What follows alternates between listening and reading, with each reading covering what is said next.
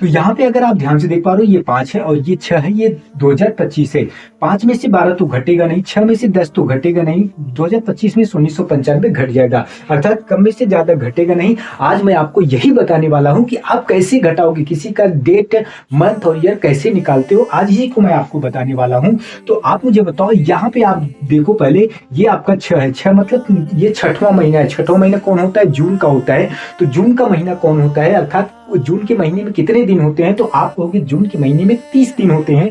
तो ये इसके पास एक महीना दिया, अर्थात जब ये इसके पास एक महीना दिया तो ये 30, अर्थात जून दिया, जून का मतलब ये 30 दिन दिया, अर्थात एक महीना दिया, एक महीने में 30 दिन होते हैं, जून का महीना दिया। तो आप मुझे बताओ 30 5 कितना हुआ? 35 हुआ। तो 35 में से अगर आप 12 घटाओगे तो आप, अगर 35 में से आप 12 घटाओगे तो कितना हो रहा? 23 हो रहा है। अब यहाँ पे आपके पास कितना बचा? केवल और केवल 5 बचा। कितना बचा? केवल और केवल 5 बचा।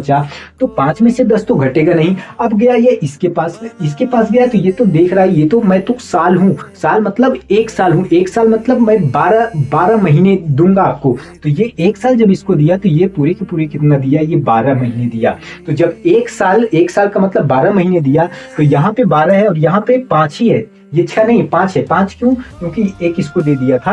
तो 5 है, तो 12 5 17, 17 में से 10 गए तो कितना हो जाएगा? 7 हो जाएगा। यहाँ पे कितना बचा? 2000 कितना बचा? 24 बचा, क्योंकि एक साल इसको दे दिया था।